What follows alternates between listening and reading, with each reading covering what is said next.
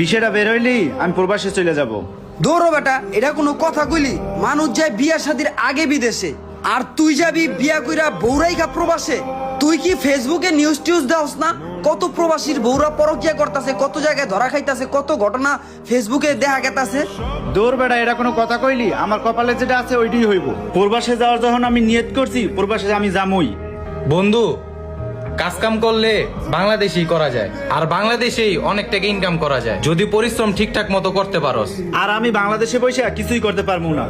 আর বন্ধু, চিন্তা করবি মাথার ভিত্তে 5 বছর এমন ভাবে নিজেরে তৈরি করবি যাতে সারা জীবন বয়ে খাওয়ান যায়। সেই চিন্তা করেই তো আমি দেশ ছাড়তে আছি। আর আমি দেশে বসে কিছুই করতে পারবো না। আর আমি বেশি দিন থাকবো না, 5 বছর থাকবো।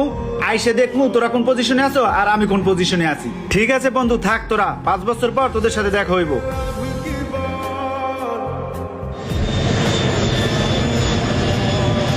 5 বছর পর প্রবাস থেকে আসলাম। 5 বছর আগে যে অবস্থানে ছিলাম আজও সেই অবস্থানে আছি। প্রবাসে যায়া 5টা বছর নষ্ট হয়ে গেল, নিজের জন্য কিছুই করতে পারলাম না। কি রে, ওটা বন্ধু রনি না? ওই কি প্রবাস থেকে আয়া পড়লো? জাবেদ, এদিকে আয়। ওই যে লোকটা কেতাছে না, লোকটা ডাক দিলে হতো। ও ভাই, ও ভাই, আমগো মা আজ না আপনারা ডাকে। আয়েন না ভাই, উজে হ্যাঁ। কি রে বন্ধু, তুই প্রবাস থেকে কবে আইলি? এই তো বন্ধু 2 সপ্তাহের মতো। 2 সপ্তাহ হইছে প্রবাস থেকে আইসোস, একটু যোগাযোগ করবি, একটা কল তো দিবি। কোনো খোঁজ খবরও নিলি না। আচ্ছা ভালো কথা, মামুনের লগে দেখা হইছে? হ্যাঁ, ওদের সাথে কারোর সাথে দেখা হয়নি আমার। শামিমের লগেও দেখা হয়নি না? আচ্ছা তো চল ওদের সাথে দেখা করে দি। যাবে তুই আমার রেস্টুরেন্টে বহ, আমি টাইতাছি। তা এত বছর পর প্রবাস থেকে আইলি, থাকবি হাসি খুশি, এত চিন্তা কি? বন্ধু, এই 5 বছরে কিন্তু আমরা অনেক পরিবর্তন হয়ে গেছি। আমি একটা রেস্টুরেন্ট দিছি, মামুনে একটা রেস্টুরেন্ট দিছে, শামিমে সরকারি চাকরি করতেছে। আয় মামুনের রেস্টুরেন্টে আইছি, মামুনের লগে দেখা করে দি। বন্ধু, তোর সরকারি চাকরির কি অবস্থা? কাজ কাম করস তো ঠিকঠাক মতো? হ্যাঁ ভালো। তোর রেস্টুরেন্ট কেমন চলতেছে? আমিও খুব ভালোই আছি। মামুন দেখ কারে লই আইছি। আরে বন্ধু, রনি না? ওই প্রবাস থেকে আসলো কবে? বন্ধু এদিকে আয়, ব। বন্ধু, এটা হচ্ছে কি মামুনের রেস্টুরেন্ট। তুই প্রবাস থেকে কবে আসলি? এই তো বন্ধু 2 সপ্তাহ হয়েছে আসছি। 2 সপ্তাহ হইলো আইসস, একটা ফোন কল SMS কিছুই নাই। আর ভালো কথা, 5 বছরে কি করলি তুই? 5 বছর তো প্রবাস জীবন কাটাই আইলি।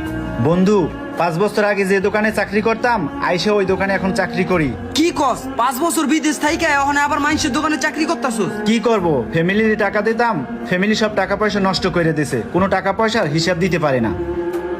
আর 5 বছর আগে যে আমার অবস্থান ছিল, আজও সেই অবস্থানেই আছি।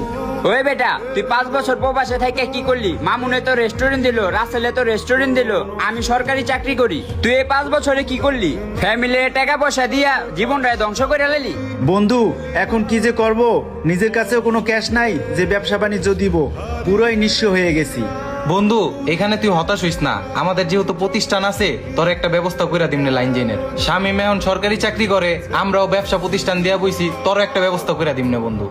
কি একটা অবস্থা, প্রবাস জীবনে 5টা বছর নষ্ট করে আইলো। ফ্যামিলির কাছে টাকা পয়সা পাঠাইছে, ফ্যামিলি টাকা পয়সার হিসাব দিতে পারে না। এই জন্যই প্রবাসী ভাইদের বলি যে কিছু টাকা নিজের কাছে সঞ্চয় করে রাখতে, যাতে বাংলাদেশে আইসা সে টাকাতে কিছু করা যায়। শুধুমাত্র ফ্যামিলির চিন্তাই করেন না, নিজের চিন্তাও করেন। এই ভিডিওটা প্রবাসী ভাইদেরকে মেনশন করে বানানো হয়েছে। প্রবাসী ভাই যারা আছেন, মাথার গাম পায়ে ফেলে প্রবাসে দিনরাত পরিশ্রম করে ফ্যামিলির জন্য টাকা পাঠান, আপনাদেরকে বলে রাখি কিছু টাকা নিজের জন্য সঞ্চয় করে রাখবেন।